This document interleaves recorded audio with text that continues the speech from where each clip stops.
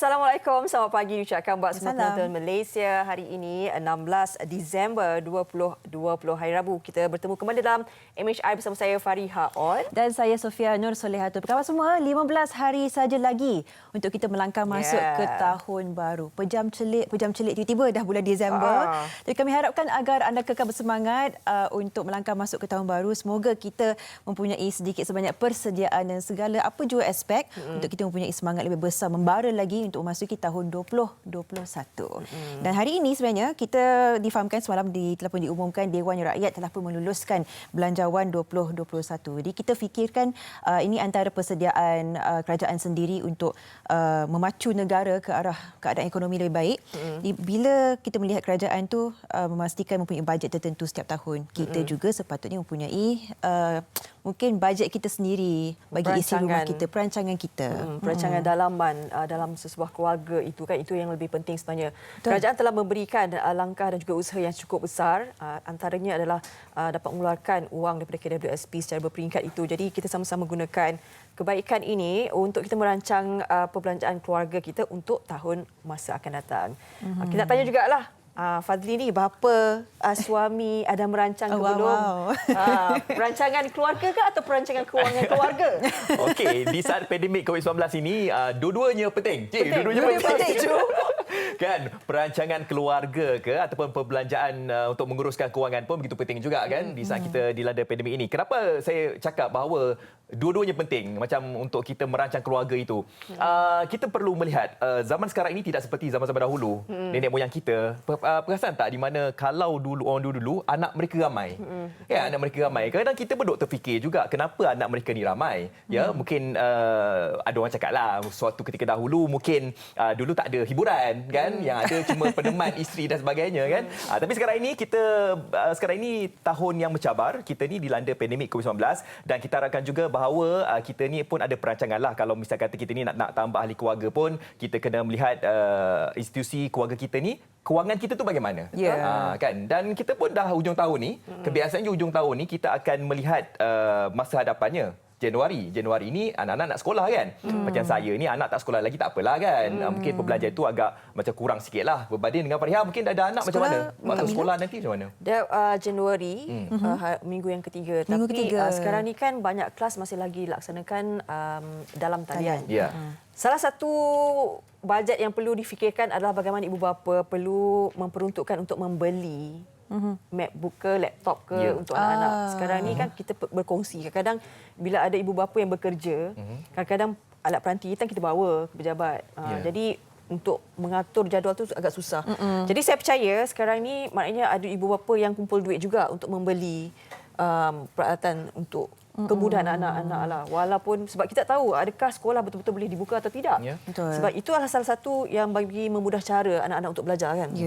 Sebab pastinya itu menjadi pelaburan lah, sama ada bila sekolah dibuka nanti akan digunakan secara maksimumnya seperti sekarang atau tidak, kita pasti. Tapi itu tentunya salah satu perancangan bagi ibu bapa buat anak-anak. Dan bukan itu sajalah, kita harapkan agar setiap orang, sesiapa saja, sama ada terkesan ekonomi atau tidak, terkesan perniagaan atau tidak, kita mengambil langkah untuk sebenarnya membuat perancangan kewangan. Kerana kita bukan saja memikirkan keadaan dalam isi rumah kita, tetapi juga keadaan mungkin semasa. Sedangkan kita masih mengetahui mungkin pandemik ini, kita tahu macam mana kesudahan bila, bagaimana sebagainya. Jadi tolonglah kita bersiap sedia, sediakan payung sebelum hujan.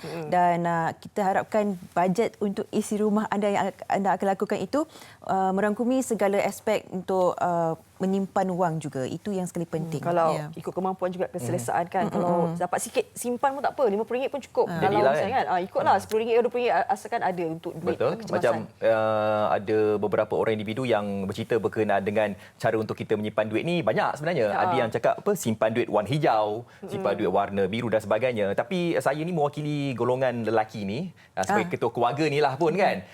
Mungkin kita ni ada bebanan besar lah ya. Sebab apa? Sebab kita ni nak menampung isteri, nak menampung anak-anak, dan saya percaya setiap ibu bapa mempunyai pengurusan kewangan yang tersendiri. Dan kita pun berterima kasih juga kepada kerajaan sebenarnya banyak juga membantu kan. Contohnya tadi Fariha ada cerita K2SP pun dah boleh dikeluarkan dan bantuan-bantuan lain pun telah pun diberikan daripada kerajaan, moratorium pun telah pun diberikan dan kita ingin nasihatkan kalau segala bantuan itu diberikan, kita harus bijaklah untuk kita menguruskan kita punya kewangan itu dan di saat ini kita perlu melihat apakah keperluan dahulu berbanding kehendak. Betul. Kan itu yang paling penting sekarang ni di pandemik COVID-19 ini. Kalau macam dapat duit tu, tengok mana yang katalah tetap sebenarnya kita kena ada sewa. Komitmen Komitmen lah. Yang betul-betul utama, sewa, pinjaman tu, dahulukan duit tu dulu. Lepas tu yang berubah tu macam makan kita, pengangkutan dan sebagainya, hiburan tu, maknanya itu dah kena timbang tarikh dengan cara yang betul lah. Dan satu lagi tu macam mana simpanan. Kalau misalnya ada berbaki, boleh simpan dulu untuk bulan ni. Kalau tak ada, mungkin bulan depan boleh tolak kan? Betul. Sebab kita tak tahu setiap bulan kita boleh simpan ke tak. Betul. Tapi mungkin kita boleh selang-seli. Kita harapkan mungkin sebab diluluskan iSinar kan, kita boleh keluarkan sejumlah wang daripada akaun satu tu. Janganlah kita dapat wang selambat macam tu. Kita terus nak beli ni, beli. Benda yang tak boleh beli, kita beli. Itu adalah wang yang anda keluarkan dari simpanan anda. Simpanan masa depan ni untuk anda peruntukkan bagaimana perancangan kewangan. Jadi kita harapkan disiplin tu kekal ada lah. Walaupun ada duit lebih dalam tangan kita, jangan kita terus belanjakan, habiskan di situ saja. Baik. Kita nak kongsikan terlebih dahulu Fazli di Berita Harian. Ya, okey. Ya, di Berita Harian saya pasti ramai juga yang telah pun mengetahui keputusannya sebab sejak kebelakangan ini ataupun berminggu-minggu sebenarnya kita ternanti-nantikan keputusan bagi RUU peruntukan bagi belanjawan 2021 dan keputusannya telah pun diluluskan di peringkat dasar ya. Dan kita lihat di Harian Metro pula di Berita Harian di muka depannya Dewan Rakyat lulus belanjawan 2021 percubaan Blok Pembangkang untuk menggagalkan kelulusan belanjawan 2021 sekali lagi tidak berjaya apabila ia diluluskan selepas bacaan kali ketiga rang undang-undang perbekalan 2021 menerusi undian belah bahagian dengan 111 ahli parlimen menyokong, 108 menolak dan seorang tidak hadir. Dan RUU itu selepas ini akan dibentangkan di Dewan Negara untuk dibahas dan diluluskan ya. Dan butirannya di muka surat 2 anda boleh baca ya untuk butirannya sesi sidang Dewan Rakyat ini yang telah pun meluluskan belanjawan 2021 dan saya percaya bahawa kejayaan ini di mana meluluskan belanjawan ini secara jelas ya menolak dakwaan bahawa Perikatan Nasional akan tumbang semalam dan Perdana Menteri Tan Sri Muhyiddin Yassin mungkin akan kehilangan jawatannya semalam dan keputusannya adalah tidak benar sama sekali apabila belanjawan ini telah pun diluluskan. Dan detik yang cukup mendebarkan itu bagaimanapun berakhir ya sebaik saja keputusan diumumkan yang di-Pertua Dewan Rakyat Datuk Azhar Azizan Harun ya. Dan mulai saat ini inilah masanya untuk ahli parlimen bekerja untuk rakyat ya sebab kepercayaan telah pun diberikan dan sebenarnya belanjawan ini telah pun mencetuskan kontroversi selama hampir 10 hari ianya telah pun dibahaskan dan kontroversi itu timbul di mana ada sebahagian daripada ahli parlimen yang mungkin akan menolak belanjawan ini dan apabila belanjawan ini tidak diterima pakai oleh ahli parlimen ini maka kerajaan sekarang ini akan terbubar sama sekali dan perkara itu tidak dapat diputuskan semalam di mana belanjawan telah pun diluluskan di peringkat parlimen. Okey, kejap lagi saya akan bersama dengan tetamu jemputan.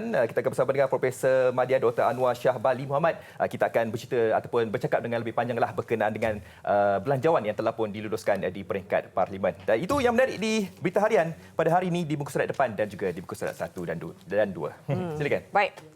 Saya pula semput dengar Fazli. Okey, kita berubah ke Harian Metro. Kita ke halaman ke-10. Janin terbakar dalam semak. Penahanan lelaki bongkar rahsia teman wanita sembunyikan kelahiran. Ini berlaku di Kuala Lumpur. Pasangan kekasih ini menyembunyikan berita bahawa teman wanitanya melahirkan seorang bayi. Dia pergi ke hospital, dia kata dia mengalami pendarahan yang sangat teruk. Doktor tanya kenapa? Dia kata, saya tak tahu. Saya balik daripada kerja terus tengok ada pendarahan. Bila doktor mensyaki sesuatu, jadi doktor pun menghubungi pihak polis. Siasat rupanya wanita ni dia kata, tiba-tiba dia cakap, dia pun tak tahu dia tu mengandung dan melahirkan bayi. Jadi, di atas siasatan mereka itu, teman lelaki ini ditahan dan mengaku bahawa dia telah pun membuang bayi itu di semak, di belukar dan membakarnya. Jadi bila jumpa tu janin tu dah separuh terbakar. Ini jadi janin tu dibawa ke pusat perubatan Perubatan Universiti Melaya PPUM untuk tindakan lanjut. Ini yang dikongsikan. Memang tragiklah kisah macam ni kan. Mungkin kita tak seru bagi mungkin sesiapa yang mempunyai masalah seperti itu, terlanjur sebagainya, dapatkan bantuan daripada komuniti, mempunyai beberapa kebajikan, badan kebajikan saluran tertentu untuk membantu. Kan saluran yang telah disediakan oleh pihak kerajaan juga sebenarnya dalam untuk mengendalikan kes-kes sebegini. Betul. Baik, seterusnya di NST. Kita akan teruskan perkongsian di NST. Ini berkenaan dengan satu berita kehilangan besar buat negara, pemergian Profesor Diraja Ungku Abdul Aziz. Di halaman utama NST dikatakan di sini, illustrious academician economist Ungku Aziz dies. Perinciannya di halaman kelima, saya kongsikan di sini. Renowned academician and economist Royal Professor Ungku Abdul Aziz Ungku Abdul Hamid died yesterday at 98, and Yang di-Pertuan Agong Al-Sultan Abdullah Riayatuddin Al-Mustafa Billah Shah dan Raja Permaisuri Agong Tunku Azizah Aminah Maimunah Iskandaria paid tribute to Ungku Aziz, describing his passing as a great loss to the country. Baik, tokoh ekonomi dan pendidikan negara Profesor Diraja Ungku Abdul Aziz Ungku Abdul Hamid meninggal dunia ketika menerima rawatan di Hospital Prince Court, Kuala Lumpur. Dan Allahyarham yang berusia 98 tahun itu meninggal dunia kira-kira jam 4 petang semalam, dan ia dimaklumkan oleh isterinya, Rahayah Bahiran. Jenazah dibawa ke Masjid Al-Taqwa dan selamat dikebumikan di Tanah Perkuburan Islam Bukit Kiara, Taman Tun Dr. Ismail. Dan Ungku Aziz yang dilahirkan di London, United Kingdom pada 28 Januari 1922 adalah seorang tokoh yang paling disegani terutamanya dalam bidang ekonomi dan pendidikan. Dan tentunya Allahyarham mendapat ijazah dalam bidang ekonomi pada tahun 1951 di Universiti Malaya, Singapura sebelum memperoleh ijazah Dr. Falsafah dalam bidang yang sama di Universiti Waseda Tokyo pada tahun 1964. Ya, dan selain itu, Allahyarham Ungku Aziz pernah berkhidmat di Fakulti Ekonomi di UM KL pada tahun 1961 hingga 1965 dan pernah menjadi dekan di fakulti itu. Dan pada tahun 1968, Allahyarham dilantik sebagai Naib Chancellor UM sehingga tahun 1988, dan beliau adalah Naib Chancellor paling lama berkhidmat di universiti berkenaan. Dan saya percaya ramai juga sudah sedia maklum bahawa Allahyarham juga bapa kepada bekas Gubernur Bank Negara Tan Sri Zaidy Akhtar, dan telah pun dianugerahkan gelaran Profesor Diraja Ekonomi Pembangunan Luar Bandar pada 17 Jun 1978. Dan saya percaya kehilangan Profesor Diraja Ungku Aziz ini memberikan impak yang besar khususnya dalam sektor pendidikan negara, ya, di mana tokoh ini saya percaya tidak boleh diganti dengan sesiapa pun. Jadi saya mewakili Kurung Pendidikan MHI pada hari ini dan juga untuk seluruh rakyat Malaysia mengucapkan takziah kepada keluarga Allahyarham Ungku Abdul Aziz, dan semoga rohnya ditempatkan di kalangan orang-orang yang beriman. Al-Fatihah.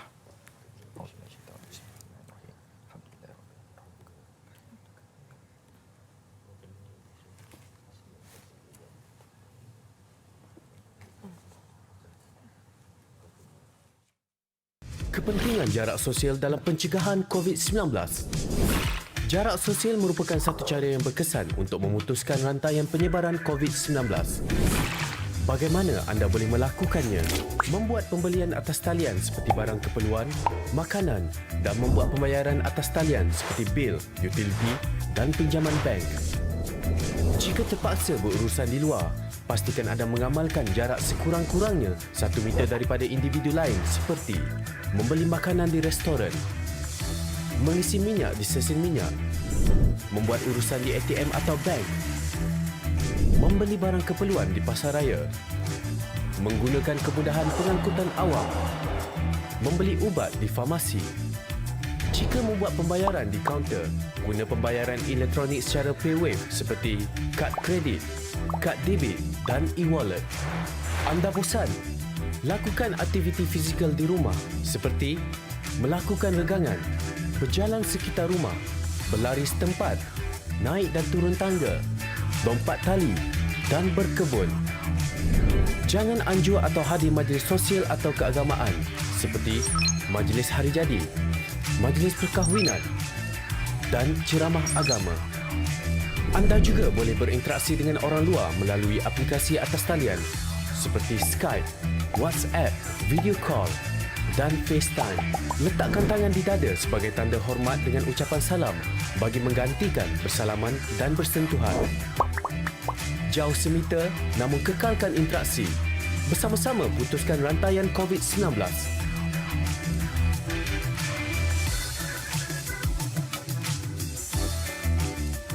Baik, semalam RUU ataupun Undang-Undang Perbekalan 2021, Belanjawan 2021 telah pun diluluskan di peringkat Parlimen dan ianya telah pun dibahaskan hampir 10 hari di peringkat jawatan kuasa, dan keputusannya semalam umum sudah dimaklum bahawa 200 ahli parlimen yang telah pun membuat undian di mana 111 telah pun bersetuju, 108 tidak bersetuju. Tetapi apa yang mungkin merisaukan kami di sini adalah jumlah untuk kelebihannya cuma 3 undi sahaja, dan sekadar untuk peringatan juga bahawa dalam sejarah negara sebenarnya untuk belanjawan yang telah pun dibentangkan tidak pernah lagi ianya tidak diluluskan, dan ianya mencetuskan kontroversi apabila ianya telah pun dibahaskan 10 hari itu, apabila ada yang berpendapat bahawa ada ahli parlimen yang tidak menyokong usul ini supaya ingin menjatuhkan kredibiliti Perdana Menteri kita Yang Berhormat Perdana Menteri Tan Sri Muhyiddin Yassin. Baik, untuk memperkatakan tentang Belanjawan 2021 dan sedikitlah politik dimasukkan ke dalam tajuk ini, kita bersama dengan Profesor Madya Dr. Anwar Shah Bali Muhammad,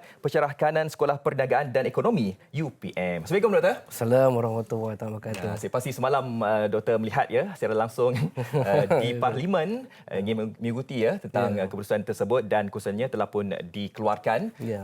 Sebagai permulaan mungkin saya nak tahulah juga, adakah ianya sebagai salah satu jangkaan Prof, jangkaan Doktor, ialah sebab seperti mana yang saya katakan tadi, tidak pernah lagi belanjawan tidak pernah diluluskan lagi di peringkat Parlimen.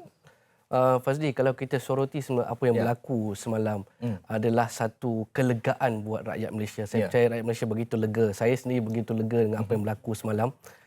Kurang lebih pembentangan bajet yang telah berlaku 6 hari bulan November tempoh hari, lebih daripada sebulan proses ini berlaku Fazli, dengan disusuli dengan perbahasan 82 ahli parlimen antara 9 hingga 19 November, dan ia disusuli dengan bajet 2021 diluluskan di peringkat dasar pada 26 hari bulan November. Dan juga ianya diteruskan dengan di peringkat jawatan kuasa, di mana kita sedia maklum bahawa ianya telah diluluskan di peringkat undian sama ada secara suara majoriti ataupun belah bahagian, iaitu 27 di 27 kementerian telah diluluskan.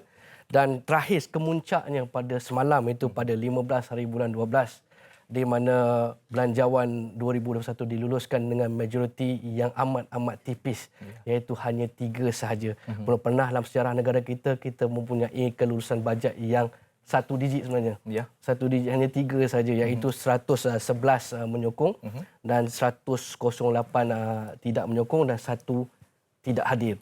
Jadi kalau kita soroti sebenarnya apa yang berlaku semalam itu sendiri, ia juga memberikan satu impak dan nafas lega kepada rakyat Malaysia bahawa politik dapat diketepikan seketika, Fazli. Itu paling penting. Dan kita ada, walaupun 3 sebenarnya majoriti itu, tapi itu masih lagi dikira sebagai belanjawan telah diluluskan. Apa yang lebih merisaukan kita, Fazli, kalau belanjawan sebenarnya tidak diluluskan, isunya adalah bukan melibatkan belanjawan itu saja, bahkan berlakunya krisis politik yang telah berlaku pada bulan 2 hari itu.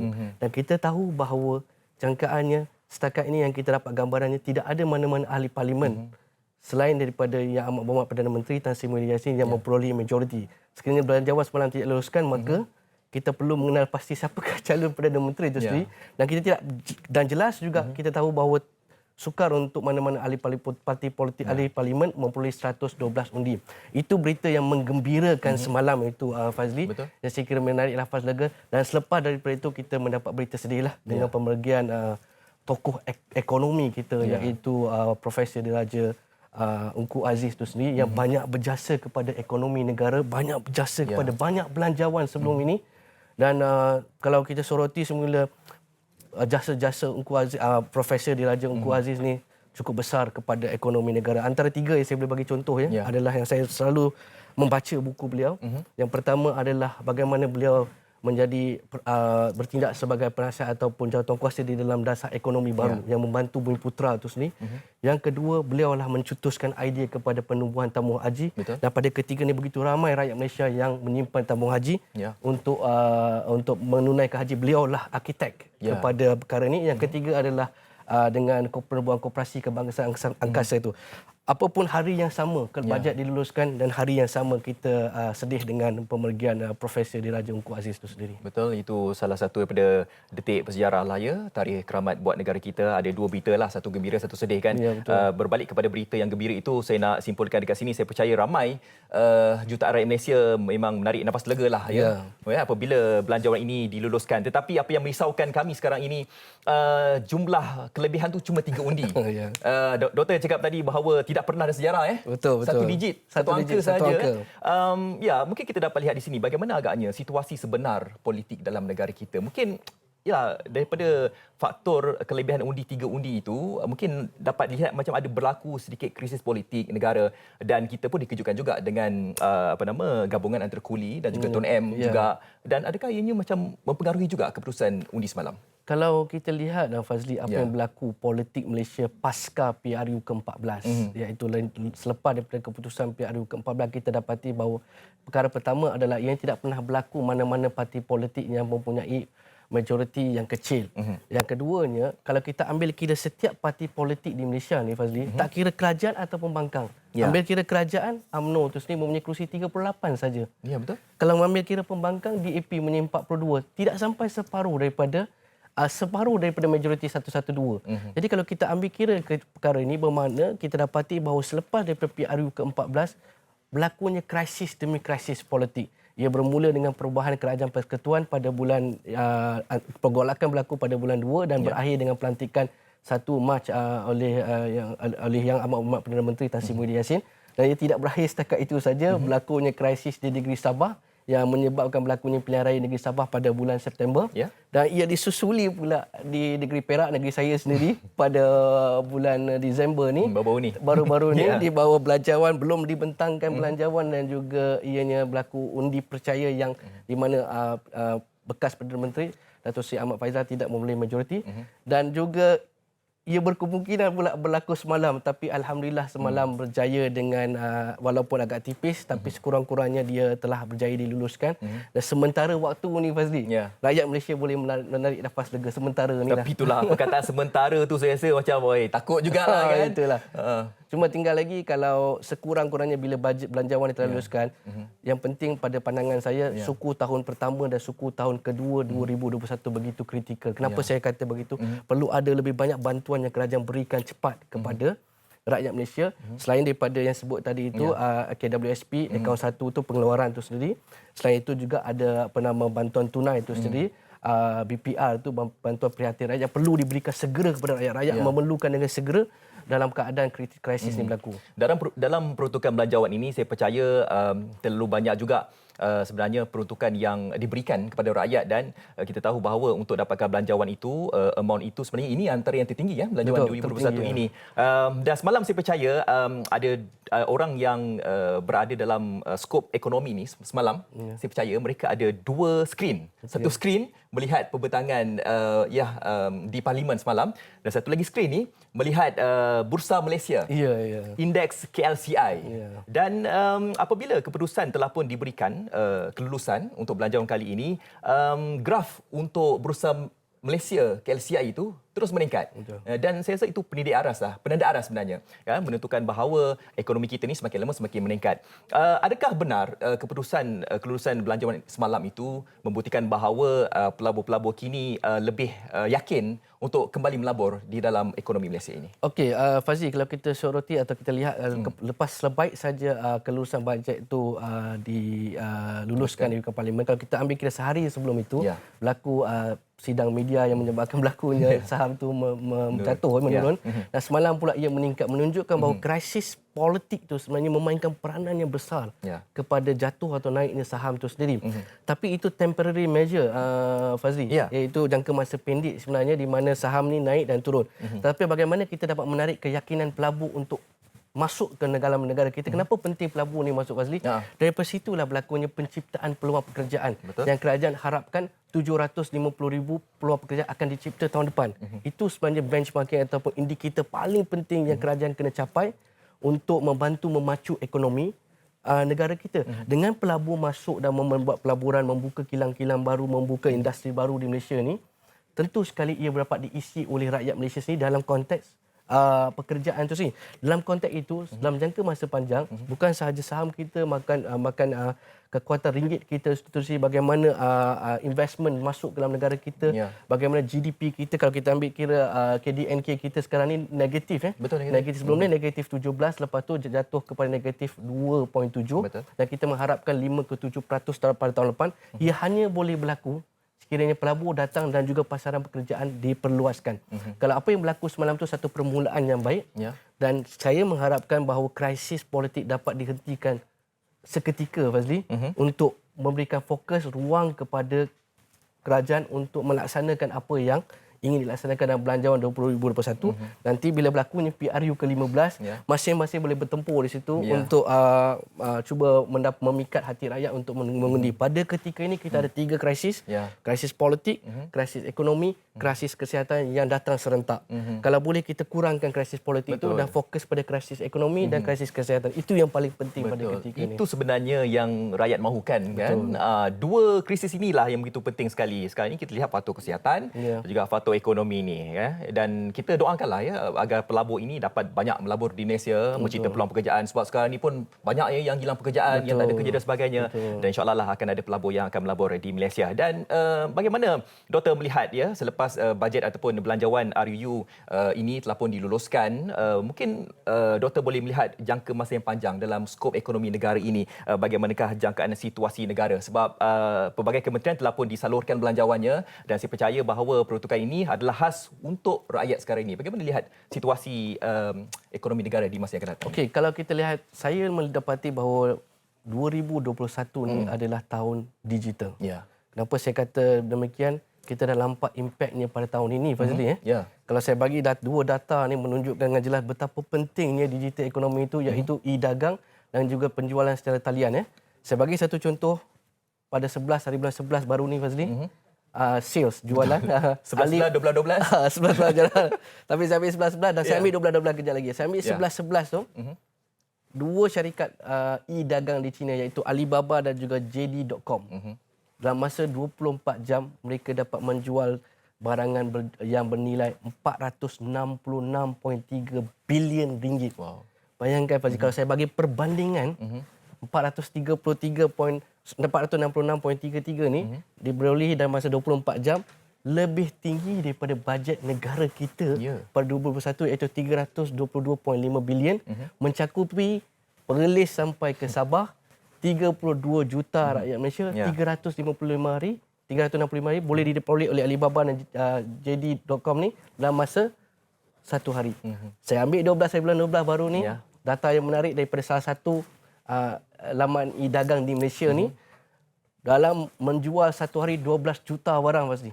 Dengan 24 minit barang dapat dijual, dan juga puncaknya dia dapat jual 1 minit 1 juta barang. Jadi menunjukkan dengan jelas bahawa ke depan ini lebih ramai rakyat Malaysia yang saya harapkan lebih fokus atau memberikan penumpuan kepada penjualan ataupun perniagaan secara online. Tentu sekali perkara-perkara ini perlu titik beratkan. Rakyat Malaysia perlu fokus kepada perkara yang saya sebut tadi, sebab di situlah datangnya lubuk emas sebenarnya untuk rakyat Malaysia menggunakan platform online untuk berniaga. Sebab sekarang ni banyak perniagaan terjejas, Fazli. Beralih daripada tradisional kepada perniagaan secara online. Betul. Itu adalah jangkaan untuk 2021. Jadi mulai saat ini, kalau anda yang mungkin dikategorikan sebagai peniaga, kenalah bermula ekonomi digital sekarang ini. Semuanya, segalanya di dalam talian. Baik, terima kasih Doktor di atas segala pandangan, buah fikiran tentang tajuk kita pada hari ini. Dan inilah masanya untuk ahli parlimen. Belanjawan telah pun diluluskan. Inilah masanya untuk ahli parlimen bergerak untuk melakukan kerja. Sebab apa? Sebab kita telah pun memberi kepercayaan kepada rakyat, kepada wakil rakyat, dan sebenarnya wakil rakyat ini sebenarnya harus memikirkan nasib rakyat, harapan rakyat dan sebagainya. Dua perkara perlu kita ingat kat sini. Yang pertama, faktor kesihatan, faktor ekonomi, dan untuk situasi politik sekarang ini, kita rehat-rehatlah. Reda-redalah. Tunggulah nanti PRU nanti, nak berdebat dan sebagainya. Baik, terima kasih diucapkan kepada Profesor Madya Dr. Anwar Shah Bali Mohamad, Pensyarah Kanan Sekolah Perniagaan dan Ekonomi UPM. Baik, kita ingin berhenti berehat seketika. Selepas ini saya akan bersama dengan Fariha. Kita akan bercakap berkenaan dengan rancang kewangan keluarga hujung tahun. Segalanya pastinya di MHI.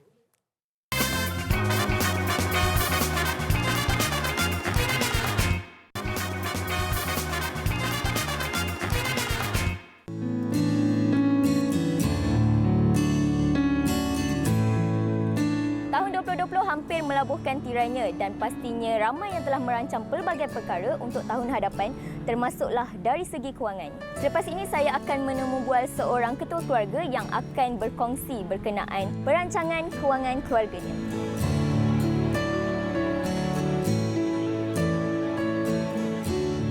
Kita pun tahulah pasal pandemik ni, kebanyakan semua orang terjejas dari segi keuangan, perniagaan, pekerjaan. So bagi saya untuk pandemik ni memang terjejas dalam keuangan lah. Pada awalnya bekerja sebagai pengurus di sebuah restoran, Rizwan terpaksa akur apabila kehilangan pekerjaan selepas restorannya ditutup. Start daripada pandemik tu memang terjejas 100%, memang tak ada gaji tetap masa tu. Sebab tu saya ambil keputusan untuk berniaga sendiri. Kini bangkit dalam mengusahakan perniagaannya, bapa kepada 6 orang anak ini akan memastikan bahawa perancangan kewangannya dapat dilaksanakan dengan baik.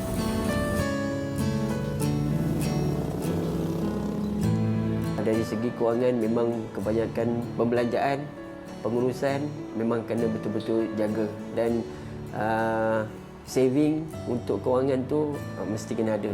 Sebelum ni memang spending tu kita tak ingat. Okey, kita nak pergi mana kita pergi, kita nak beli apa kita beli.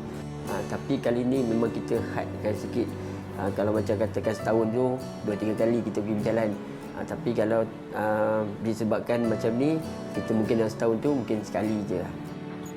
Pandemik yang berlaku benar-benar menjadi pengajaran buatnya supaya lebih berjimat cermat dan bersedia dengan apa jua perkara yang bakal mendatang. Perancangan tu actually saya kena lebih berdisiplin. Kita akan bahagi-bahagilah. Yang ni untuk apa, yang ni untuk apa, untuk apa. So ada lebih baru kita buat simpan. InsyaAllah untuk 2021 kita fokus untuk perniagaan. Harapan untuk keluarga, saya kena lebih kerja keras lah. Sebab saya ada lagi 4 orang untuk sekolah. So kena lebih kerja keras untuk pembelajaran diorang lah.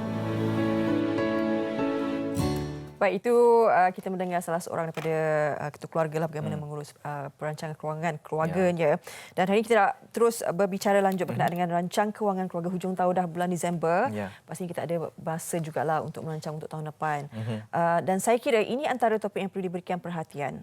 Kerana kita tahu bahawa masalah kewangan ni boleh menggegarkan keharmonian keluarga. Oh, betul lah kan. Awak ni tak habis-habis lah. Duit. Itu antara dialog biasa lah. Tapi kaya itu tidak menjadikan kebahagiaan. Dia sebenarnya bagaimana kita menguruskan keuangan dengan cara yang baik sebenarnya. Jadi itu paling penting. Jadi bersama kami sekarang ini Khairi Aizat Hassan, penruning kewangan. Okey, jadi betul lah yang Cik Khairi sekarang ni. Kebanyakan daripada pasangan sekarang ini di saat pandemik ni kebanyakannya mungkin bergaduh ataupun bertengkar disebabkan faktor kewangan ni. Kadang-kadang macam Faria kata sebenarnya duit ada tapi pengurusan kewangan tu tak betul. Pak dengan Cik Khairi. Betul. Kalau kita tengok statistik di Selangor sendiri pun 60% punca penceraian adalah disebabkan kewangan. Sebab tu saya sangat yakin bahawa pengurusan kewangan tu sangat penting. Dan saya selalu sering katakan di media sosial tentang tahap keuangan menentukan tahap ketenangan. So tahap ketenangan tu kalau rendah maka tahap kebahagiaan juga akan turut sama rendah. So kalau kita tengok macam pandemik sekarang kan, banyak yang terjejas, sama ada pasangan hilang pekerjaan ataupun dikurangkan gaji. So tekanan ini menyebabkan berlakulah tadi perkelahian tadi itu, menyebabkan cenderung membawa kepada penceraian. Bila kita berhadapan dengan situasi yang sangat genting, kita pun tak tahu sampai bila kan. Sekarang pun nak hujung tahun 2020. Apatah lagi kita nak masuk ke 2021, cabarannya pasti lebih besar. Kita melihat kerajaan telah memberi saluran bantuan, banyak bantuan diberikan. Tapi bagaimana sebagai rakyat kita lah macam biasa ni dapat bantuan tu, bagaimana kita nak menggunakan duit bantuan yang diberikan itu untuk menyokonglah sistem kekeluargaan kita ni dengan cara yang betul lah. Orang kata kadang-kadang dapat duit tu simpan. Jangan. Kerajaan bagi duit tu supaya kita berbelanja untuk bantu juga ekonomi negara. Bagaimana? Okey, pada pandangan saya kita kena rancang sebelum duit tu masuk. Bukan dah masuk baru nak rancang. Selalu dia lari tajuk kan. Jadi bila duit tu kita rancang lebih awal, so antara rancangan-rancangan yang kita boleh susun adalah dari segi melabur ke atas ilmu. Sebab kalau kita labur, kalau katalah contoh kita tengok belanjawan baru-baru ni untuk bujang RM350. Apalah sangat dia boleh spend kan. Tapi kalau lah RM350 tu boleh digunakan untuk melabur sebahagiannya untuk menuntut ilmu, menajamkan ilmu, menaikkan lagi skill-skill untuk dia buat kerja tambahan. So ini membantu dari segi keuangan mereka. Itu satu. Dan yang kedua, bila ada persediaan ilmu, membuatkan mereka lebih bersedia untuk tidak terkena dengan skamer, melabur di tempat yang betul dan patuh syariah, insya-Allah. Untuk merancangkan ekonomi negara, kerajaan sekarang ini telah pun memberikan kelonggaran. Walaupun kita berada PKPP, tapi boleh nak rentas negeri kan, rentas sepadan dan sebagainya untuk merancangkan ekonomi lah. Jadi kerajaan ni menggalakkan kita supaya kita ni keluarlah bercuti dan sebagainya di dalam negara.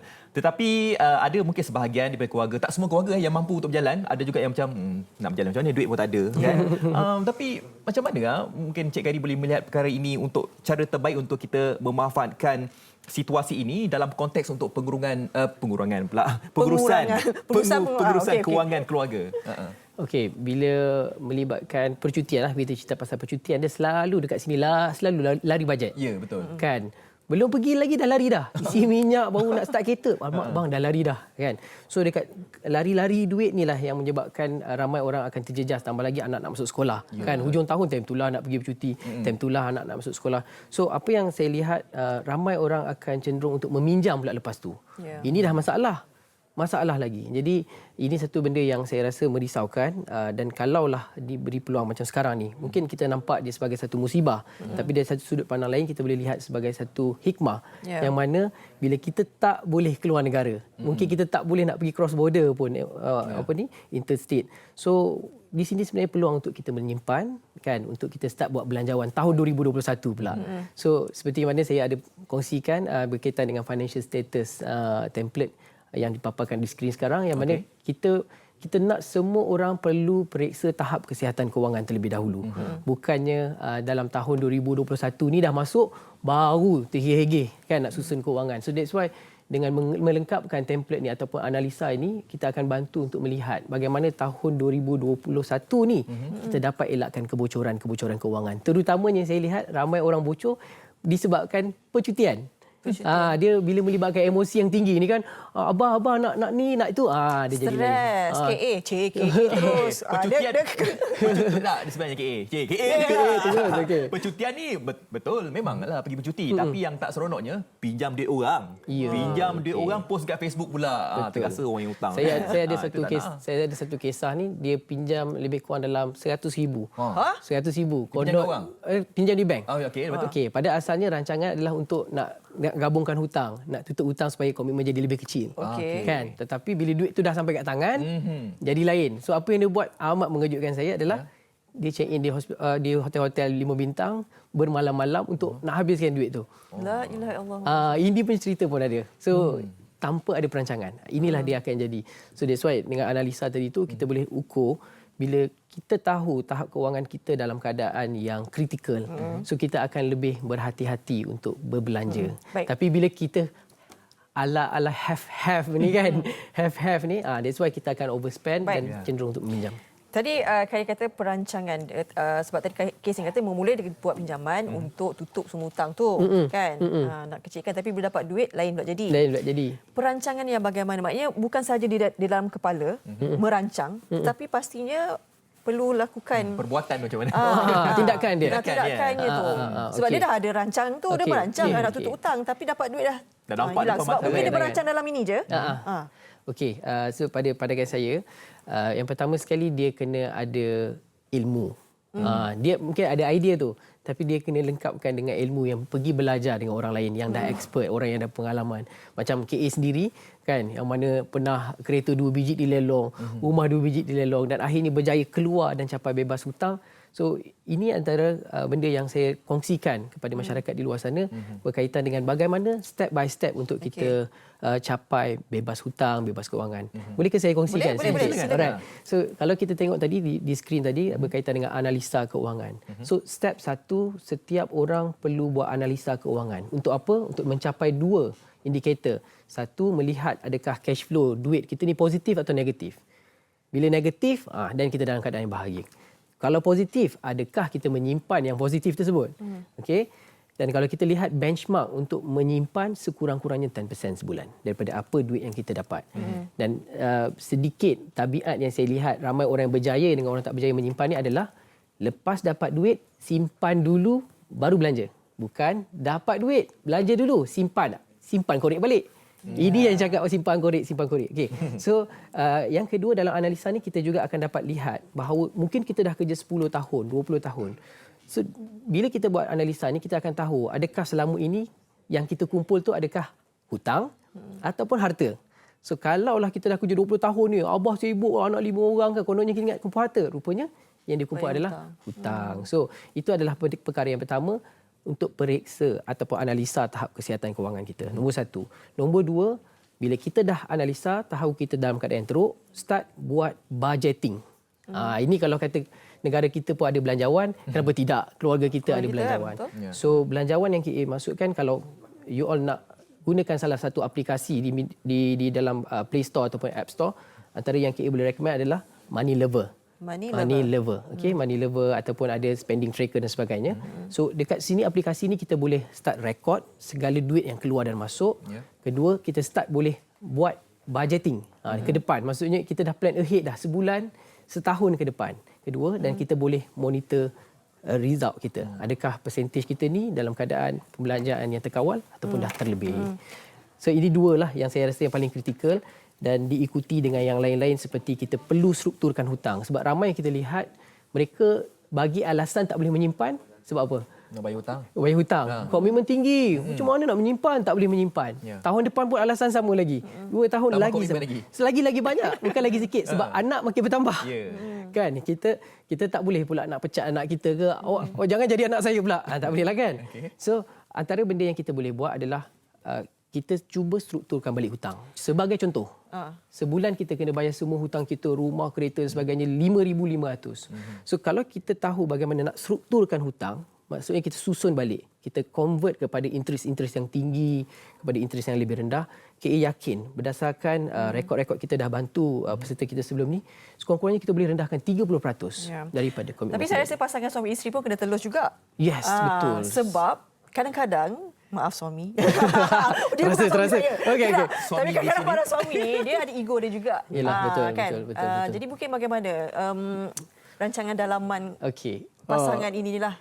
Selalu KA tegaskan dengan peserta KA cakap, kalaulah ego itu boleh mengkayakan, maka teruskanlah ego tu. Tapi kalau kerana ego tu buat kita sampai sekarang still struggle dan semakin miskin, something wrong. So ego tu patut dibuang. So bagaimana nak bagi align balik suami isteri ni adalah dengan pergi belajar sama-sama. Sebab kita pergi belajar, kita lah sebagai kita lelaki okeylah kan. Perempuan nak cakap dengan lelaki ni kita macam awak ni apa tahu pasal kewangan kan. Awak diam dah lah kan, contoh. So kalau kita belajar berguru sama-sama dengan guru yang sama, insya-Allah, dan kita akan dapat satu mind setting yang align. Dan kalau KA lihat juga, KA selalu cakap, kalau katakanlah dalam keluarga isteri je struggle nak betulkan kewangan, suami ambil tak indah, ataupun suami je isteri tak indah, maka sama, hasil dia akan sama. Seperti ibarat motor yang pancit salah satu tayar. Sama, gelong. Itulah dia. Kenapa perlunya suami dan isteri untuk sama-sama sepakat mengurus kewangan, terutamanya kita nak masuk ni 2021 ni. Ini cantik sangat time ni, momen ni untuk kita pulihkan. Ini masa yang tepat lah kan untuk kita menguruskan keluarga kita. Dan Melissa ini sebagai lelaki, buang ego. Perempuan pun samalah, ada ego jugalah sebenarnya. Betul, kan? betul. Tak, kita orang tak ego. Setiap pasangan sebenarnya. Kita macam semit-semit sikit lah ni untuk itu belum kira dia punya dekat e-dagang dia ni yang dah add to cart tu dah beratus. Gaji 3 bulan ke depan dah queue dah. Tak boleh apa. Korang berkemut. Untuk menguruskan kewangan, KA dah kata tadi, daripada gaji yang kita dapat tu, tolak tepi dulu 10% ya. Dan jangan kita fikir kita nak belanja dulu kan. Kena simpan dulu. Simpan dulu kan. Bukannya lebih tu belanja kan. Kena ingatlah. Jadi terima kasih ucapkan kepada Cik Khairi Aizat Hassan ataupun KA. Dan terima kasihlah sebab ada buat tadi aliran tunai untuk kita tahu bagaimana untuk kita menguruskan wang kita. Jadi ada cash flow, kita tahulah duit masuk duit keluar tu kan. Pastikan kesihatan kewangan kita itu baik. Baik, selepas ini kita berehat seketika. Sekembali nanti kita akan bersama dengan Sofia dan rakan-rakan artis. Hero. Ni dia suka sebab berambut panjang. Oh ya? Artis ni Ya, ada Hiromi jugalah. Ada juga. Bidadari Bidadari dari syurga. Okey, baik. Segalanya pastinya di Malaysia hari ini sebentar lagi. Bagaimana COVID-19 merebak?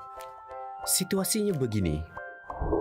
Terdapat 4 watak dalam situasi ini, iaitu Ali, Bob, Chen dan Dewi. Ali telah dijangkiti COVID-19. Ali mudah untuk dikesan kerana menunjukkan gejala jangkitan pernafasan. Ali keluar berjumpa Chen. Mereka bersalaman. Peluang untuk Chen dijangkiti sangat tinggi. Chen juga berpotensi menjangkiti orang lain. Ali dan Chen mudah dikenal pasti melalui pengesanan kontak, dikuarantin dan dirawat. Dalam perjalanan Ali untuk berjumpa Chen, Ali terbatuk ke arah Bob dan berlakunya jangkitan COVID-19 kepada Bob tanpa disedari. Masalah di sini, bagaimana untuk mengesan Bob dan kontak Bob? Bob dan kontaknya tidak sedar yang mereka telah dijangkiti dan berpotensi menyebarkan COVID-19 kepada orang lain walaupun tidak bergejala. Jika Bob dan kontak Bob mula menunjukkan gejala COVID-19 dalam tempoh 14 hari, mereka wajib ke pusat saringan serta mendapatkan rawatan. Rantaian jangkitan COVID-19 dapat diputuskan. Dewi pula hanya duduk di rumah membeli barangan keperluan atas talian dan berkomunikasi dengan rakan melalui alat telekomunikasi. Jika Dewi keluar rumah dan tidak mengamalkan langkah-langkah pencegahan, Dewi juga mungkin mendapat jangkitan. Tempoh 14 hari merupakan inkubasi COVID-19. Langkah pencegahan yang boleh diambil adalah kerap cuci tangan dengan sabun dan air atau gunakan hand sanitizer. Jarakkan diri sekurang-kurangnya 1 meter daripada individu lain. Hadkan interaksi dengan orang lain, termasuk ahli keluarga atau rakan. Langkah-langkah pencegahan adalah penting untuk memutuskan rantaian jangkitan COVID-19.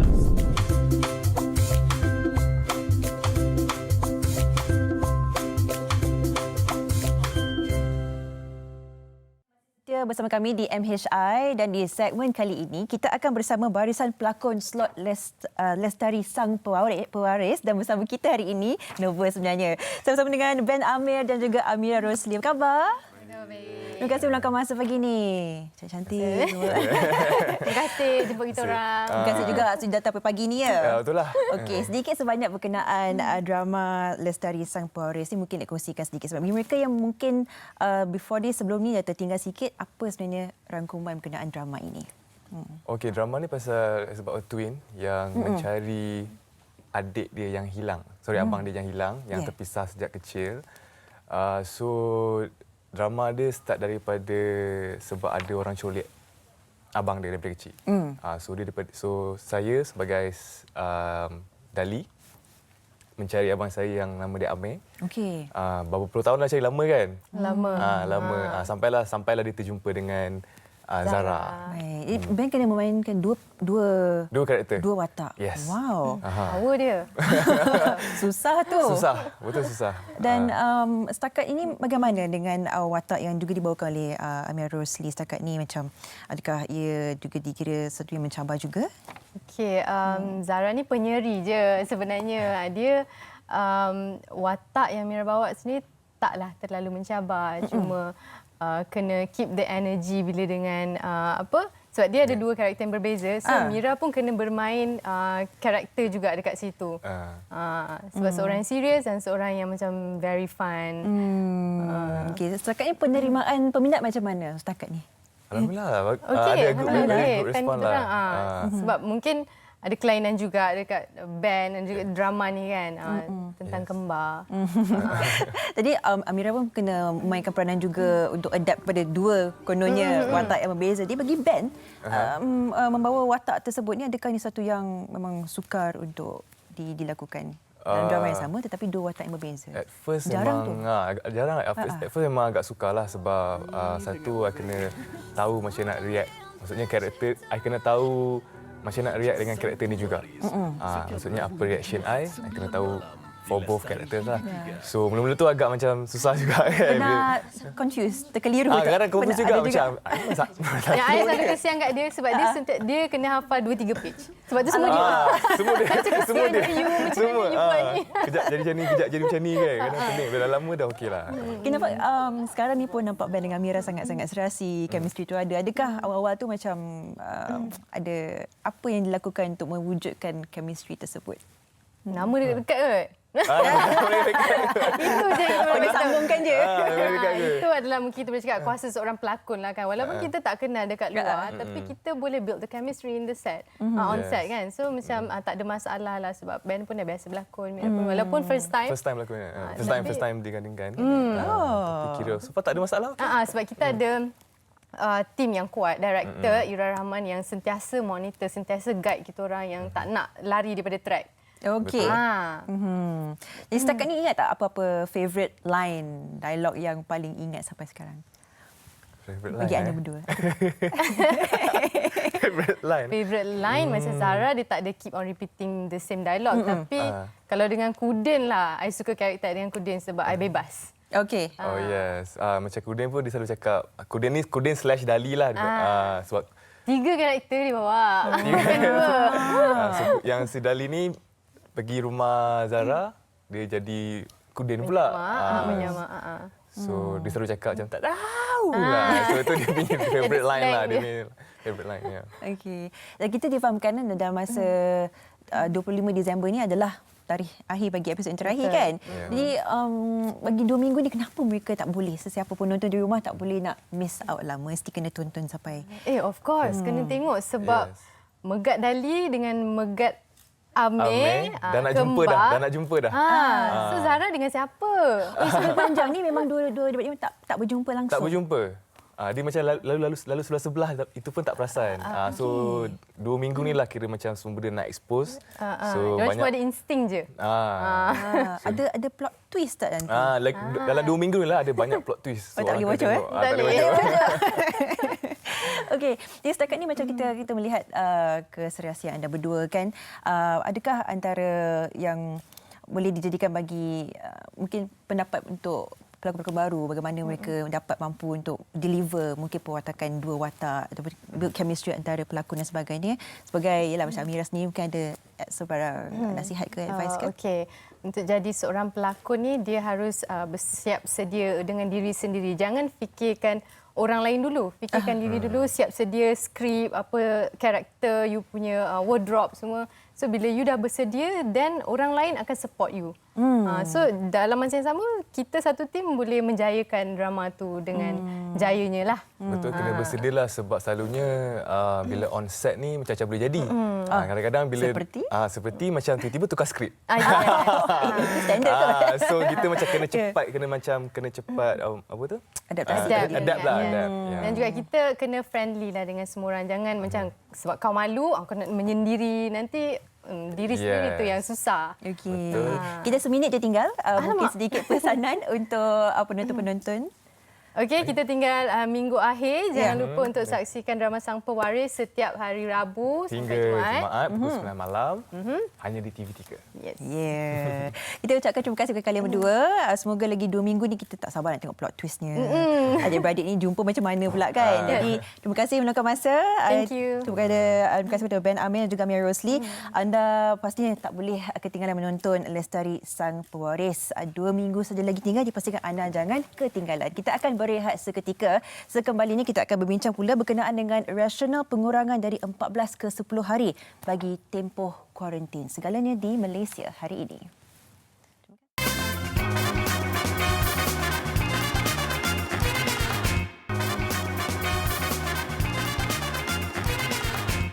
Baik, anda masih bersama kita di Malaysia hari ini dan seperti disebutkan tadi, hari ini kita akan berbincang pula apa yang perlu kita fahami berkenaan pengurangan hari tempoh kuarantin daripada 14 hari ke 10 hari. Adakah ia benar-benar selamat? Adakah ia benar-benar berkesan? Kita akan bersama dengan tetamu kita, Dr. Maria Sulaiman, pakar perubatan kesihatan awam, Ketua Sektor Pengurusan Bencana Wabak Krisis dan Kecemasan Kementerian Kesihatan Malaysia. Selamat pagi. Selamat pagi. Terima kasih bersama dengan kami, Doktor. Terima kasih. Cantik Doktor hari ini. Baik, berkenaan dengan topik pengurangan tempoh kuarantin dari 14 hari ke 10 hari. Ini bagi mereka yang pengembara pulang dari luar negara ke negara ini. Apakah yang menyebabkan pengurangan tempoh kuarantin ini, Doktor? Okey. Terlebih dahulu terima kasih menjemput. Okey, apakah yang menyebabkan pengurangan ini? Kementerian Kesihatan Malaysia telah menyemak semula mengenai tempoh kuarantin ini. Dan semakan saintifik mendapati terkini risiko untuk mendapat jangkitan akan berkurangan mengikut tempoh masa kuarantin ini. Kita dapati bahawa risiko jangkitan adalah tinggi pada minggu pertama dalam kuarantin. Tetapi dia akan berkurangan bila tempoh masa itu berterusan. Jadi kita dapati bahawa pada minggu pertama dia adalah tinggi risikonya menjangkiti orang lain. Tetapi selepas 10 hari dia akan menurun risiko jangkitan tersebut. Dan dari segi kajian saintifik yang dibuat oleh US CDC kita mendapati bahawa risiko menjangkiti jika 14 hari kuarantin adalah hanya 0 hingga 1.2%. Dan jika ke 10 hari risikonya adalah 0 hingga 2.4%. Dan jika 7 hari risikonya adalah lebih tinggi sedikit iaitu 23 hingga 86%. Baik. Doktor, kita kalau saya boleh imbas semula, saya masih ingat lagi ada yang disebutkan bahawa simptom-simptom gejala ni ada yang disebutkan mungkin keluar pada hari yang mungkin ke-12, ke-13. Ada juga yang pada hari ke-14. Jadi bagaimana kita melihat sedangkan keboleh jangkitan itu kurang hari demi hari tetapi sekiranya tiba-tiba simptom itu keluar. Walaupun mereka awalnya negatif. Jadi false negatif tu ada kemungkinan bagaimana? Okey, sebagaimana yang WHO telah keluarkan, masa inkubasi ataupun tempoh pengaraman COVID-19 ini adalah 14 hari. Okey, mengambil kira kepada tempoh inkubasi ini, Kementerian Kesihatan Malaysia telah melihat semua perkara ini. Jadi keboleh jangkitan selepas 10 hari itu adalah kurang berbanding dengan sebelum 10 hari ataupun sebelum 7 hari itu. Walaupun ada simptom. Ya, kau boleh jangkitan untuk menjangkiti. Dan dari data Kementerian Kesihatan Malaysia, kita dapati peratus jangkitan ataupun positivity rate adalah 0.15%. Ini menunjukkan bahawa seseorang yang terdedah tu seperti pengembara ni ataupun kontak rapat kepada pesakit COVID, keberangkalian dia untuk menjangkiti adalah 1 hingga 2 dalam 1,000. Jadi itu yang kita maksudkan. Dan mungkin selepas 10 hari dari tempoh masa kuarantin sekarang, seseorang itu mungkin menunjukkan gejala. Dan untuk ini kami sebenarnya maklumkan kepada semua pengembara dan kontak rapat untuk meneruskan penilaian kendiri sehingga 14 hari. Dan jika dia ada simptom ataupun bergejala, mereka adalah dinasihatkan untuk mendapat rawatan dan memaklumkan kepada pejabat kesihatan daerah yang terdekat mengenai simptom mereka tu. Mereka pemeriksaan macam swab test tu akan kalau katalah tempoh 10 hari saja. Maknanya swab test tu mesti dibuat 2 kali kan, Dok? Yes. Maknanya hari ke berapa yang untuk keluar 10 hari ni? Untuk yang 10 hari ni kita akan buat pada hari ke-8. Ke-8 ya. Dia berbanding dengan jika 14 hari, kita akan buat pada hari ke-13. Kalau kita nak tahu sedikit sebanyak, kalau dikatakan oleh doktor tadi, berdasarkan bukti kajian saintifik, adakah penilaian ini berdasarkan kes-kes yang telah pun dilihatkan terdahulu ke bagaimana, doktor? Oh yes, dia adalah berdasarkan kepada kajian saintifik, berdasarkan kepada kes-kes yang terdahulu. Dan saya telah sebut macam di beberapa negara, kebanyakan negara telah membuat penilaian risiko terhadap negara masing-masing. Jadi untuk makluman, terdapat negara yang telah menurunkan dari 14 hari kepada 10 hari seperti United Kingdom, Jerman, mereka telah Belgium juga telah menurunkan kepada 10 hari. Manakala Perancis telah menurunkan kepada 7 hari. Dia berdasarkan kepada penilaian negara, penilaian risiko negara masing-masing. Baik. Tapi ada juga negeri-negeri yang masih lagi mau kekal kuarantin 14 hari. Itu bagaimana, Doktor? Mungkin penilaian negara tersebut masih lagi risikonya adalah masih lagi tinggi, boleh jangkitan kepada orang lain. Jadi mungkin negara tersebut masih mengekalkan kepada 14 hari. Kita ada soalan juga daripada penerbit kita. Kita dalam menuju ke 25 Disember iaitu hari Christmas, hari kerajaan. Jadi adakah pihak kerajaan negeri pun melihat antara aspek untuk pengurangan tempoh kuarantin tu ataupun mengekalkan tu berdasarkan faktor-faktor ini? Tidak, kami mengambilkan kepada penilaian risiko ya. Bila kita lihat kepada penilaian risiko itu dan berdasarkan kepada kajian saintifik ini, bukan berdasarkan kepada apakah perayaan yang akan menjelang tiba ni. Risikonya sudah pastinya ada. Ya, so risikonya masih sama. Sebagaimana yang disebut tadi, dia inkubasi ataupun tempoh pengaraman dalam 14 hari. Jadi orang tu masih terdedah kepada itu. Jadi tempoh kebolehjangkitan ini adalah ia sekata bagi semua ataupun bagi tiap peringkat umur ada berbeza. Mungkin yang lebih berisiko. Tak ada. Dia kebolehjangkitan ini adalah tidak mengikut umur. Sesiapa kalau terdedah kepada jangkitan tersebut, kontak kepada seseorang yang terdapat mengalami COVID-19 ni, dia adalah risiko. Doktor dah lalang doktor bersama kami di sini kan. Bukan saja kita nak tanya juga mungkin luar daripada topik pengurangan kuarantin, tempoh kuarantin ini. Sebab kita bercakap berkenaan dengan COVID-19 ini kan. Walaupun dah di hujung tahun tapi kes makin meningkat. Macam semalam pun masih lagi jumlahnya meningkat dan kita melihat nanti ada cuti lebih panjang. Ni Christmas, lepas tu tahun baru kan. Jadi bagaimana doktor melihat ini satu cabaran yang sangat besar kepada pihak kesihatan Malaysia lah, apatah lagi dengan tak adanya pengawalan untuk merentas negeri, lepas tu dengan tempoh kuarantin pula dikurangkan. Rakyat melihat macam kenapa kes makin tinggi, makin banyak pula kelonggarannya, pengurangannya. Alright, okey, pada pandangan saya ya, kes memang masih tinggi. Kita sedia maklum setiap hari kami melaporkan lebih dari 1,000 setiap hari. Seperti bahawa jangkitan ini ada di komuniti di negara kita Malaysia ni.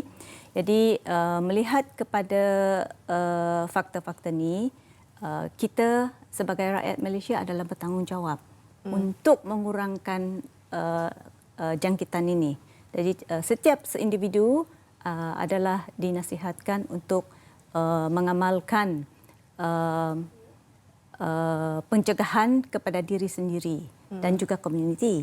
Sebab itu kami telah melaksanakan CAPP iaitu cegah dan didik. Kita mohon semua rakyat sendiri untuk mencegah dan didik individu dan ahli keluarga dan juga komuniti. Dan seterusnya kita juga memohon untuk amalkan norma-norma baru tersebut. Jadi patuhi SOP. P adalah patuhi SOP dan juga pantau kepada diri sendiri. Ini adalah antara kawalan-kawalan yang kita akan lakukan kepada diri sendiri. Selain dari itu, kita juga memohon untuk mengamalkan 3W tu, iaitu wear mask, wash hands selalu. Dan juga warn, iaitu jika anda mengalami gejala, jangan terdedah ataupun duduk di rumah sentiasa. Dan juga mengamalkan yang 3C juga tu. Mengamalkan avoid yang 3C avoid, elakkan dari 3C, crowded places, tempat yang ramai orang, crowded, confined space ataupun yang tertutup seperti itu. Dan itu adalah antara yang kita akan dan juga avoid close conversation. Lebih 1 meter Dr. Maria, saya nak memetik beberapa hari ini ada tular sebenarnya satu kes di mana seorang ni dia tidak memakai mask di sebuah taman membaca surat khabar dan diumumkan oleh KKM sendiri tak perlu pakai mask pelitup muka sekiranya di tempat awam kalau tiada orang di sekeliling kita. Jadi mungkin saya sebagai orang awam lah, saya sedikit keliru di sini. Adakah bagaimana kita sebagai diri sendiri boleh menilai keadaan seperti itu, di mana walaupun kita tidak di khalayak ramai, tetapi mungkin kawasan sentuhan, sebagainya. Bagaimana Doktor melihat situasi ini? Untuk makluman, salah satu daripada yang kita maklumkan ni adalah elakkan penjarakan 1 meter ya. Jadi jika seorang itu di kawasan yang tak ada kontak dengan orang lain, sebagaimana yang puan sebut tadi itu di kawasan taman tempat duduk, dia seorang dekat situ, dia tak ada kontak ya. Jadi mungkin risiko jangkitan kepada orang lain adalah rendah. Walaupun di permukaan? Di permukaan kawasan awam selalunya kita maklumkan juga untuk buat disinfekti kawasan itu secara regular. Okey, walau apapun ada baiknya kita mengamalkan penggunaan mask selalu pelitup muka ya. Doktor, mungkin kata-kata akhir kepada pengembara yang nak pulang dari luar negara kan, nak balik ke negara balik, mungkin ahli-ahli keluarga mereka juga yang harus ditekankan kepada mereka di atas apa yang telah dilaksanakan oleh KKM sendiri. Okey. So untuk pengembara kami masih kekalkannya yang kuarantin tu. Jadi kuarantin 10 hari itu adalah wajib. Jadi jika pengembara tu balik, kami akan masih kuarantinkan, dan bila dah keluar dari kuarantin tu, kita nasihatkan kekalkan, teruskan untuk penilaian kendiri sehingga 14 hari. Sebab boleh jangkitan masih lagi ada sehingga 14 hari tersebut. Maknanya balik rumah pun kena kuarantin jugalah 4 hari lagi. Tak. Dia kena amalkan pakai mask selalu, penjarakan dan juga penjarakan fizikal dan sentiasa cuci tangan. Baik. Okey. Terima kasih Doktor kerana memberikan sedikit pemahaman. Sekurang-kurangnya kita tahulah bagaimana kita boleh melihat hari-hari akan datang 10 hari kuarantin ini, baik dan buruknya segalanya. Terima kasih Dr. Maria Sulaiman, Pakar Perubatan Kesihatan Awam, Ketua Sektor Pengurusan Bencana Wabak, Krisis dan Kecemasan, Kementerian Kesihatan Malaysia. Terima kasih. Terima kasih. Kami percaya ini antara, masih lagi COVID, tak ada vaksinnya lagi kan, kita belum tentu lagi, tapi ini antara penemuan-penemuan baru sepanjang COVID ini pastinya ada lah. Jadi daripada 14 hari dah turun ke 10 hari, dan kita nantikan nanti apakah lagi penemuan baru yang akan diberikan kepada kita berkenaan dengan COVID, sebab COVID ini pun masih baru bagi dunia. Betul. Baik. Walaupun sedikit dilonggarkan, jangan kita malas dan sebagainya. Ambil saja peluang, ambil saja tanggungjawab untuk memakai pelitup muka. Baik, kita akan berehat seketika. Sekembalinya kita akan bersama dengan rakan-rakan artis segalanya di Malaysia hari ini.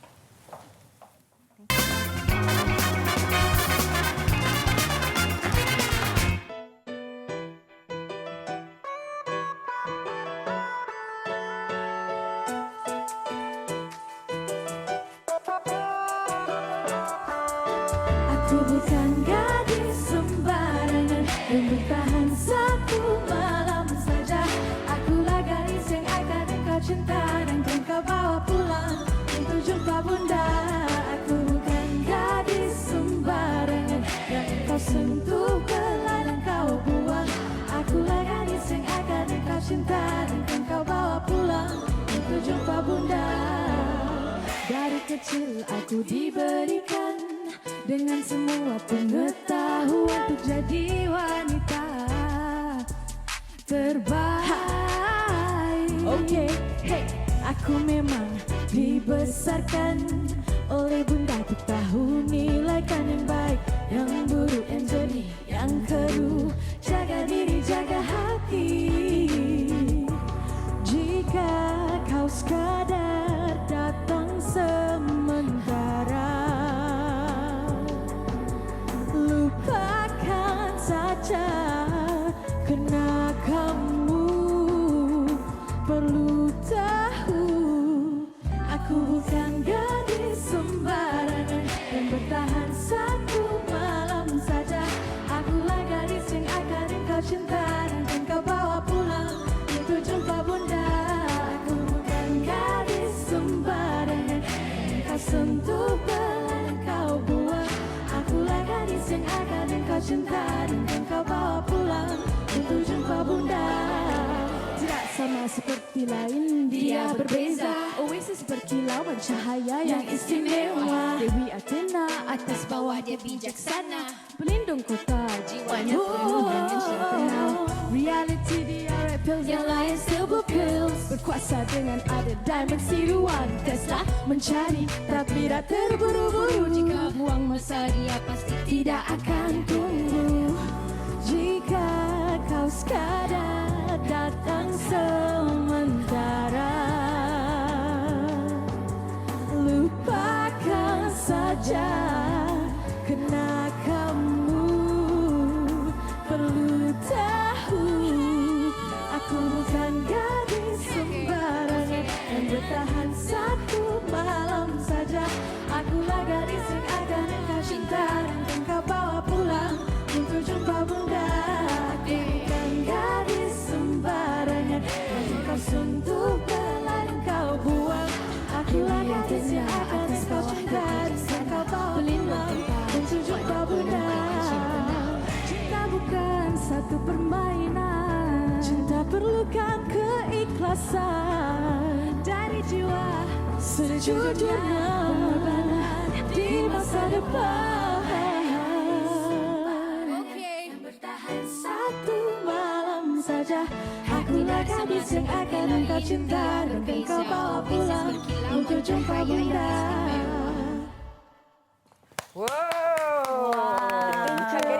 Sembarangan Boleh saya ke sana? Boleh. Sila. Siapa nak ni? Ini bukan gadis sembarangan. Yes, betul. So, Hari dah Zoo. Yes, Assalamualaikum. Kita sikit ke macam mana? Assalamualaikum Lepas sikit. Okey. Ada orang keliru kan? Kenapa? Dia sembarangan ke sembarangan? Sembarangan. Apa yang membezakan sembarangan tu? Sebarangan tu as the word itself macam memang dia ringan, dia sebarang macam barang sebarang-sebarang. Kalau orang dia lebih kepada sembarang. Belajar bahasa ni. Okey. Lagu yang terbaru ni bagaimana? Mungkin boleh ceritakan sikit berkenaan dengan lagu ni, Gadis Bukan Gadis Sembarangan. Betul. BGS lah, BGS. BGS. Apa cerita di sebalik lagu ni tu? Okey, lagu ni sebenarnya satu reminder untuk kita semua perempuan lah, wanita, untuk appreciate ourselves and also hold on to our harga diri lah. Appreciate ourselves sebelum kita memberi semuanya kepada seseorang yang dicintai. Ingat macam kita tu. bukan gadis sembarangan. Yes, correct. Tak ada jenis saya. Awak seorang dikumbang kat sini. Saya tak ada respon tentang perkara itu. Okey. Macam tercetus yang dapat idea ni ada macam pernah... Sebab masa lagu ni ditulis, masa tu dekat Twitter dengan dekat social media lah, banyak cakap pasal one night stand. Alamak. Sebab tu dalam lirik ni kita ada sebut yang bukan gadis yang bertahan satu malam saja. Nak promote that kind of behaviour lah. Jangan Macam memperjuangkan hak wanita jugalah. Lebih kurang. Jangan ditindas oleh Jans. Buat chance. Jadi macam mana untuk penghasilan klip video ni? Nak lagunya bukan gadis sembarangan. Nak penghasilan klip video tu, idea tu bagaimana? Bukan juga gadis sembarangan sebab saya yang direct music video. Okey. Cerita sikit macam mana? Lawa ni nampak. Dia gambar sebenarnya. Dia lah yang buat semua. Itulah. Walaupun sendiri juga. Saya edit juga. Walaupun deep maksud lagu ni, tapi tema music video dipilih sangat ceria. Warna yang kenapa tak pilih yang macam dark sikit, macam garang sikit? Sebab macam nak cakap, saya nak menunjukkan balance between seorang wanita. Seorang wanita ni kita selalu ada our tough side, tapi apa-apa macam mana tough kita pun, kita punya hati masih sentiasa lembut. Jadi saya memang nak depict dalam video tu. Saya pernah jumpa perempuan yang tak lembut pun. Sebenarnya dia lembut. Dalam hati. Kita nak cari lagi. Apa dia kelembutan dia tu. Tough di luar, lembut di dalam. Betul. Kenapa saya berseras hari ni ya? Tapi kita happy juga. Tapi ada cerita sedih lah. Sebab apa? Sebab dikabarkan ini merupakan album yang terakhir. Betul. Mereka dah pastilah dua album. Album yang pertama 2014. Ini album yang kedua. Baru 2 album. Mereka dah tak dapat album lagi dah. Sebab apa ya? Tak syok dah. Sebab malas. Jujur.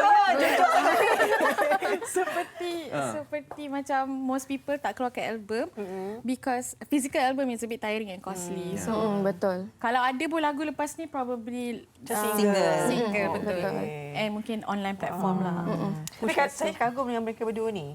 Sebab dia bersahabat daripada umur 13 tahun. Ya, betul. Serius lah. Serius. 13 tahun Dari sekolah menengah. 30. 26. Hey! Dihalau jangan apa. Seorang lelaki kat sini. Teka betul. Boleh tak? Tips lelaki kalau teka umur perempuan biar muda daripada jauh muda. Tak apa. 16 pun tak apa. Mana backup. Okey. Ya. Kita ada cerita, ada dance steps. Yes, betul. Ada dance Ajak Macam mana sikit. tu? Alamak. Fazil dekat TikTok ni. Dia apa? Janganlah. Nampak je macam ni. Tak ajar semua orang lah. Makcik. Semua orang. Semua orang hari ini kita akan mulakan kelas kita. Okey, mula-mula macam ni. 1, 2, 3, 4, 5, 6, 7. Macam tu. Laju. Ajar. Makcik dia Makcik terdiam. macam nak tinggal. Makcik kagum dia. Ya, semangatnya mereka ini untuk datang MH Chan ni malam tadi siap rehearsal. Betul. Untuk Saya step tarian setuju. ni. Betul. Dia hajar cepatlah. Banyak dia pusing. Lepas ni kita Macam sambung. kita tengok sekarang ni, hari dia. Yes, betul. Tapi yang koreograf ni Kawan kita kawan orang. kita Kawan orang. sekolah juga. Tapi betul lah, dia punya video klip semua nampak comel-comel. Kan? Dia ada macam-macam side lah dalam music video tu. Ada yang macam princessy, yang ni macam queen sikit. Macam wanita. Tak ada lelaki dalam klip video ni? Tak ada. Bukan belakang takbir je. apa peranan je. Ini adalah lagu amaran kepada kalian. Benar. Tak patut macam lelaki nyorok ke. Boleh edit pas ni. Okey, dan selain daripada lagu ni mereka juga ada lagu Rockstar. Betul. Salah satu daripada lagu dalam album ni. Macam mana Rockstar tu? Rockstar ni berkisah tentang literally rockstar yang kan kalau rockstar kan dia orang selalu pergi tour, lepas tu ada groupies. Lepas tu lagu ni ialah macam daripada one of the groupies lah, macam oh kau kat sini dengan aku and then you move to the next destination you with another girl lah, macam tu lah. So dia ni pun macam dia sarcastic, dia cakap semoga kau bahagia selalu lah, macam tu lah. Semoga kau happy lah buat macam tu. Happy lah buat macam tu. Happy lah. Kau happy. Sebab album ni dia macam empowering. So semua lagu pun macam lah. very angsty Einstein lah. boleh lah masuk grup ni. Boleh sila. Jom Sofia pun tak cakap apa. Saya belah bagi lah. Macam aduhai. Okey. Dia bukan pengalaman sendiri. Tak. Yang ni bukan. Just checking lah. Kita orang ada kenal orang yang macam tu lah. Ya, betul. Pasti. Tapi yang membanggakan Hani dengan Zul ni sebab apa? Sebab lagu yang dihasilkan mereka ini memang daripada mereka sendiri. Lagu, lirik kan. Jadi macam puas hati kan sebab lagu sendiri apa semua kan. Betul. Tak ada orang nak marah apa semua. Betul. Dan kita dah tahu kita salurkan duit ke apa semua, effort pun tahu pergi mana. Outcome pun kita orang decide. Bagusnya. Dan kita doakan persahabatan kalian juga ketujukan. All the best. Kejayaan kalian, karier kalian, kejayaan insya-Allah. Thank you. Terima kasih juga buat anda semua menonton hari ini. Esok kita akan bersiaran langsung daripada Pusat Kuarantin MIPS Serdang. Kita melihat bagaimana persiapan bagi KKM untuk melalui hari-hari yang akan datang. Jaga diri, Afad. Okey, baik. Kami tinggalkan anda pada hari ini dengan lagu daripada Hani Yanzu dengan lagunya Rockstar. Jumpa lagi. Assalamualaikum. Silakan. Thank you.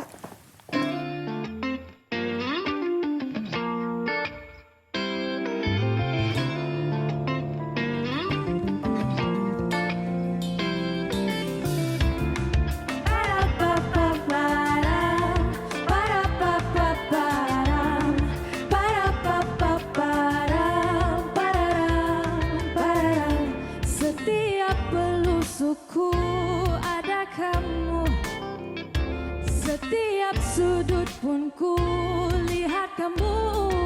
Kau hadir walau seketika cukup buatku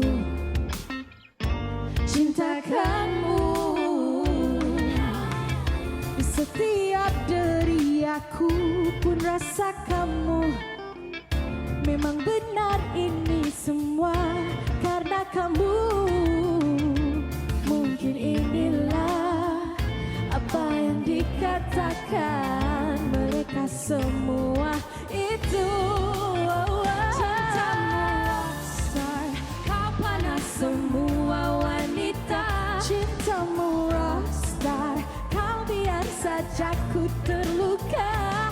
Kau pergi cari kasih baru. Kau lupakan aku di tempat barumu. Moga kau bahagia selalu. Para papa param, para papa param, para papa param, pararam. Mereka bilang kau buat lagu, ku tarik perhatian semua garismu. Dan sudahlah aku takkan tertipu, dan teruskanlah kau menipu. Aku sudah tahu semua helahmu, jangan pulang lagi padaku. Ku tutup semua pintu buatmu. Benarlah kata mereka itu. Cintamu rockstar, kau panas semua wanita. Rockstar, kau biar saja ku terluka. Kau pergi cari kasih baru. Kau lupakan aku di tempat barumu. Moga kau bahagia selalu. Para papa.